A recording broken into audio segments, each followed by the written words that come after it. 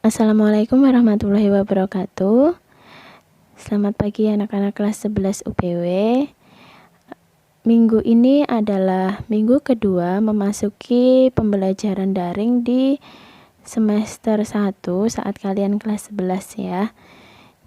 Minggu kedua ini di pelajaran MAIS saya akan menjelaskan tentang karakter industri dalam MAIS. Tentunya kalian masih ingat ya kemarin pengertian dari MAIS itu apa saja dan yang menjadi bagian-bagian dari MAIS itu apa saja. Tentunya kalian masih ingat ya. Kalau misalkan ada lupanya, coba dibuka bukunya lagi atau mungkin dilihat lagi link video dari Ustazah untuk mencoba merefresh dari apa yang sudah saya jelaskan pada pertemuan sebelumnya. Karena kita nggak bisa tatap muka, jadi ya untuk pertanyaan-pertanyaan ya tidak bisa langsung tanya jawab ya. Jadi kita harus tetap menyimak dulu apa yang saya jelaskan, baru nanti jika ada pertanyaan kalian silahkan tanyakan dan jangan lupa berikan feedback terus yang aktif supaya diskusi kita bisa lebih komunikatif. Oke, langsung saja ke karakter industri MAIS ya. Karakternya di sini ada 8. Yang pertama, jumlahnya yang cukup besar atau dalam bentuk grup. Jadi kalau hanya satu orang itu tidak bisa ditentukan atau digunakan untuk MAIS, tidak masuk dalam kategori. Jadi jumlahnya harus besar, forum yang cukup besar. Kemudian status tingkatan golongan dari peserta biasanya menengah ke atas. Jadi kalau misalkan yang disebut siswa, misalkan siswa terus ada perkumpulan sedang diskusi ya, itu biasanya disebut forum diskusi begitu saja ya, atau kumpulan kalian sebutnya.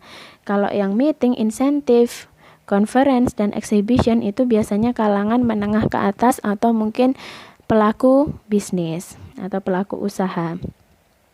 Yang ketiga, biayanya jauh lebih besar karena tidak hanya terkait dengan biaya konsumsi atau ramah tamahnya aja, tapi juga termasuk akomodasi atau penginapannya dan juga transportasi biasanya juga sudah dibiayai oleh perusahaan. Kemudian nomor 4, menciptakan potensi kesempatan dan lapangan kerja baru yang jauh lebih besar. Karena di situ kita membangun relasi dengan beberapa rekan kerja atau bahkan juga membangun relasi dengan perusahaan lain.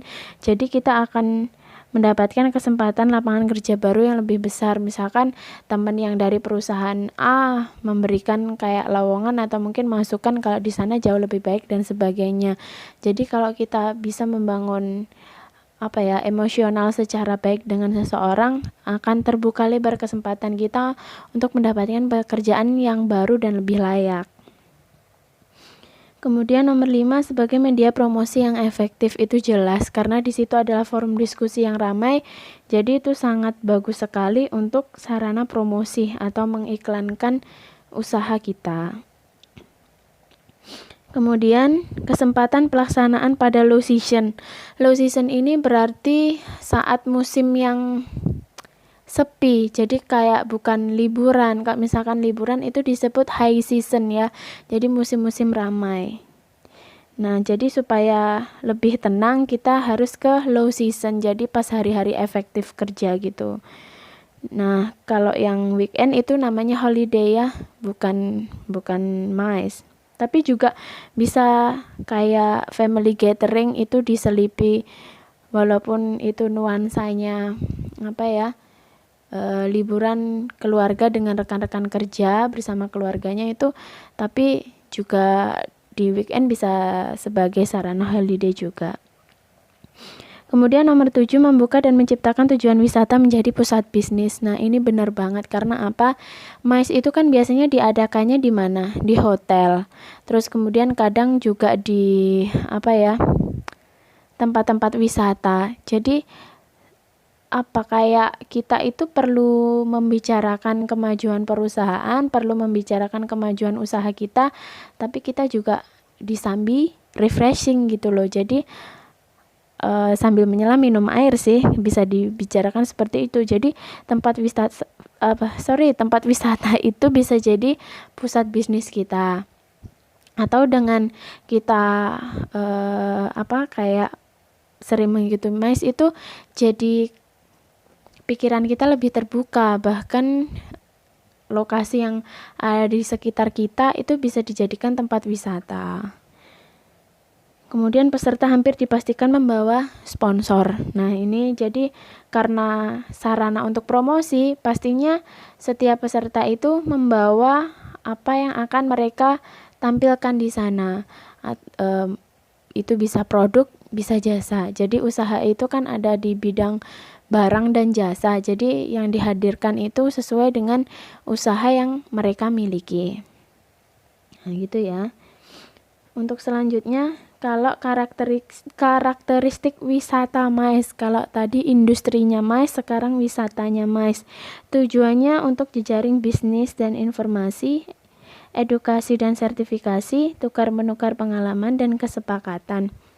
Di sini tujuannya jelas banget bahwa wisata itu bisa jadi mendatangkan income yang sangat besar, yaitu untuk bisnis dan informasi, saling bertukar pengalaman dari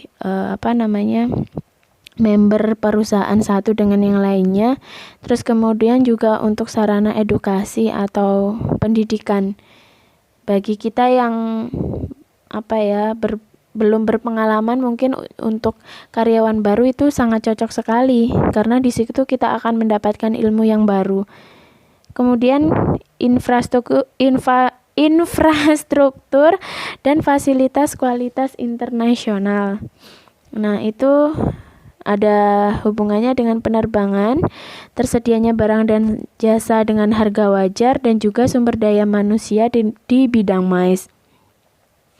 Jadi ini infrastrukturnya harus lengkap, harus rute-rute penerbangan, konektivitasnya harus benar-benar terjaga di sini, karena kalau enggak ya akan kerepotan. Jadi kan kalau bisnismen itu enggak mungkin mereka memesan pesawat dengan kelas ekonomi, ya kan? Jadi mereka mungkin memakai kelas yang nomor 1, first class gitu, atau mungkin bahkan ada yang punya private jet. Kemudian yang ketiga, pemilihan destinasi MICE diputuskan oleh meeting planner atau perencana pertemuan. Ini sudah sangat profesional sekali mereka, jadi tidak kok sembarangan aja. Kemudian ada penyelenggaranya sendiri, namanya professional convention atau exhibition organizer. Jadi ada yang menyusun sendiri, nanti rundown acaranya seperti apa itu sudah terinci dan juga spesifikasinya sudah sangat jelas. Kemudian penyedia jasa utama MICE ada yang namanya PCO atau Professional Convention Organizer, ada DMC Destination Management Company, ada Event Management Company, dan Event Production Company. Nah, ini penyedia jasanya, tergantung kita mau pengennya yang konsepnya seperti apa. Itu pasti sudah ada pengelolanya gitu loh, mulai dari tempat tujuannya, terus eventnya seperti apa, terus maunya nginep di mana, itu semuanya sudah tergabung di PCO, DMC, IMC, dan EPC ini. Jadi mereka itu menyewa tenaga-tenaga profesional, bukan yang abal-abal gitu ya. Nah, terus kemudian pendekatan pemasaran MICE ada lelang, kemudian bisa juga dengan melalui instansi pemerintah dan badan perdagangan, dan juga berjualan langsung ke berbagai organisasi, asosiasi, dan korporasi internasional. Ini kalau IO-nya itu pendekatan pemasarannya melalui seperti itu sebagai sarana promosi mereka. Kemudian biasanya itu dibiayai oleh instansi dan tidak dari kantong sendiri. Kalian sudah mendapatkan free biaya transportasi sekaligus akomodasi atau penginapannya, bahkan kalian juga mendapatkan uang saku. Biasanya seperti itu. Kemudian direncanakan jauh hari dan bukan acara dadakan. Jadi nggak mungkin ada the power of dadaks ya. Jadi nggak ada seperti itu, semuanya terplanning karena sudah ada meeting plannernya tadi. Kemudian ada melibatkan unsur pemerintah daerah setempat dan warga penyelenggara wajib lapor pada kepolisian setempat. Karena biasanya acaranya itu ramai, orang berbondong-bondong, jadi kita harus punya etika dan sesuai prosedur yang berlaku. Di situ kita harus laporan, membuat surat atau mungkin kita datang langsung, terus kemudian oleh kepolisian itu dicatat bahwa di situ sedang menyelenggarakan event tertentu yang kita maksud tadi. Kemudian delegasi menginap di hotel bintang 4 atau 5 selama 4-5 malam yang lokasinya dekat dengan tempat kegiatan. Jadi di sini hotelnya bukan yang sembarangan, jadi minimal bintang 4 dan biasanya 4-5 malam. Nah, tergantung dengan kebutuhan acaranya itu dan rundown acaranya seperti apa. Dan lokasinya biasanya dekat dengan tempat kegiatan supaya tidak memakan waktu lama jika kita berkumpul. Kemudian faktor penentu dalam memilih destinasi, yang pertama harus memperhatikan keamanan semua konsumen MICE. Jadi jaminannya bagaimana, fasilitasnya ketat atau enggak. Nah, seperti itu ya. Kemudian harganya yang bersaing dengan fasilitas yang lengkap. Jadi kita harus pinter-pinter kayak memperhitungkan. Jadi tidak hanya dekat, murah, tapi fasilitas nggak lengkap gitu loh ya. Jadi harus sinkron antara tempat penginapan, terus kemudian dan venue yang dibutuhkan atau mungkin tempat untuk MICE-nya itu sendiri. Kemudian yang perlu diperhatikan lagi adalah kemudahan akses. Nggak mungkin kan menyelenggarakan MICE yang tempatnya di pelosok, yang harus berjalan kaki berkilo-kilometer, itu nggak mungkin banget, sudah ngabisin tenaga ya kan. Jadi daerah destinasinya pasti harus yang ada akses menuju transportasi darat, laut maupun udara itu harus bagus. Karena diperlukan mobilitas yang tinggi. Transportasinya harus mudah, aman, efisien, dan bebas hambatan. Itu ya. Kalau perlu naik helikopter kayaknya. Kemudian yang penting lagi adalah fasilitasnya terpelihara. Jadi fasilitasnya terjaga dengan baik. Ada resort kelas dunia bahkan, atau mungkin tempat hiburan yang menarik. Biasanya ada kayak sesi hiburan yang menariknya dengan ada pertunjukan atau mungkin nyanyi-nyanyi atau karaoke bareng-bareng gitu. Kemudian kalau infrastrukturnya, venue-nya harus berstandar internasional dengan jumlah kapasitas yang memadai dan terintegrasi dengan hotel dan tempat hiburan. Kemudian bandaranya mampu menampung pesawat yang besar dan langsung ke jalur internasional. Kemudian ada atraksi waktu senggang, itu sebagai pertunjukan seni yang saya maksud tadi. Jadi ada hiburannya ya untuk ice breakingnya. Kemudian bahasanya menggunakan tourism hospitality dan my staff yang bisa berbahasa asing. Jadi kadang kan undangannya itu tidak hanya dari orang-orang pribumi ya, tidak hanya dari orang Indonesia, tapi mungkin juga orang-orang asing, mungkin kayak investor-investor yang dari asing itu kan pastinya kita harus mempunyai kayak translator kalau kita kurang menguasai. Tapi biasanya kalau businessman itu kan juga bahasa Inggrisnya bagus, tapi lebih bagus lagi kalau ada yang fasilitator MICE-nya supaya bisa menjaga komunikasinya dengan baik. Nah, ini menurut Oka dalam penyelenggaraan suatu MICE ada dibutuhkan 6 sarana penunjang. Yang pertama itu akomodasi, yaitu kamar-kamar yang digunakan untuk menginap tamu ya. Ini disediakan yang lebih khusus. Jadi roomnya itu kelas khusus tadi ya, first class. Kemudian yang kedua ada food and beverage service. Ini ada bar, restoran, terus kemudian ada tavern yang disediakan bagi tamu peserta konvensi dan para pendampingnya.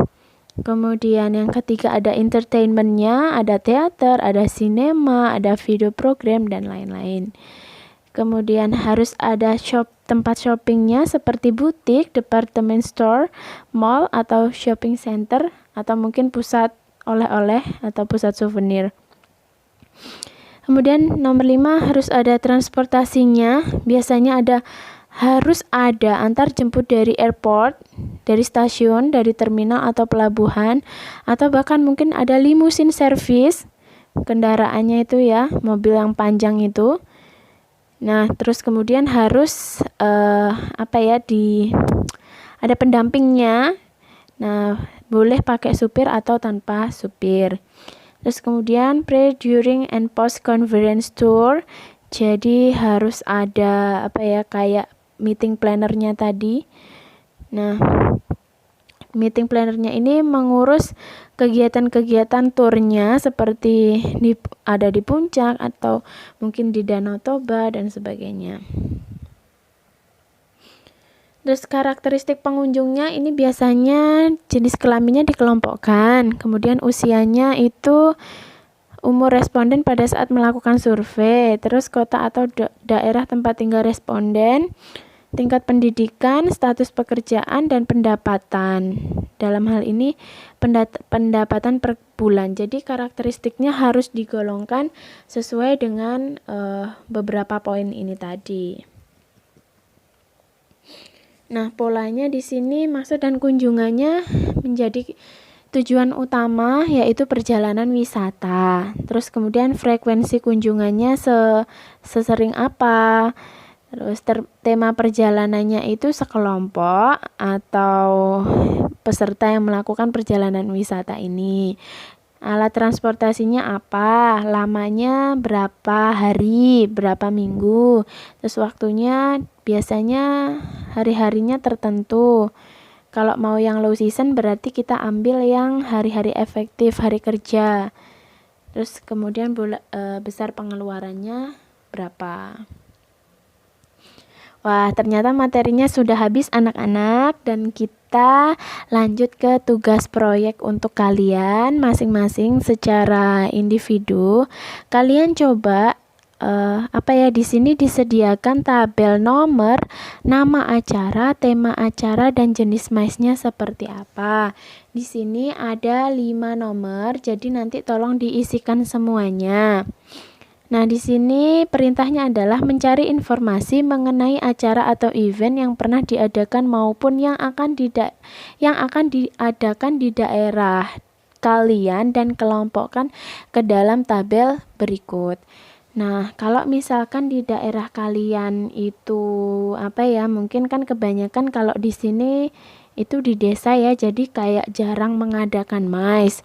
Nah, jadi tugas proyek ini pengecualian, silahkan kalian cari di internet. Biasanya MICE itu diadakan di mana, terus kemudian di sini nama acaranya apa. Nah, misalkan kalau yang di Ar-Rahman sendiri kan ada misalkan nama acaranya Panggung Gembira. Terus tema acaranya apa nih? Tema acaranya misalkan di situ adalah kayak pertunjukan atau pagelaran seni dari santriwan santriwati Ponpes Ar-Rahman Tegarjo gitu ya temanya. Terus kemudian jenis MICE-nya apa? Kalian kelompokkan, dia masuk meeting, masuk insentif, masuk conference, atau masuk exhibition gitu ya. Nah, itu contohnya misalkan karena ini pagelaran seni nih, di situ kan juga ada bidang-bidang seni, mungkin nyanyi atau mungkin puisi dan sebagainya. Di situ kan juga ada pamerannya juga. Waktu kemarin kan kita juga sempat memamerkan produk-produk dari SMK. Berarti kalau pameran digolongkan MICE dalam golongan exhibition, misalnya kayak gitu. Itu contoh aja ya. Jadi silahkan kalian cari di internet aja, nggak usah di daerah kalian karena kayaknya terlalu sulit ya kalau di daerah kalian. Jadi cari di internet sebanyak 5 acara, gampang aja kok itu ya.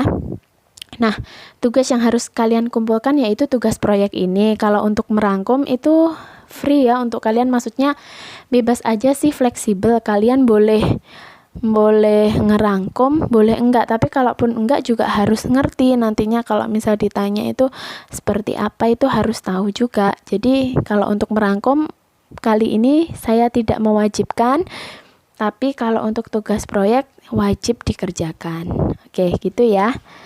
Terima kasih. Jangan lupa ditonton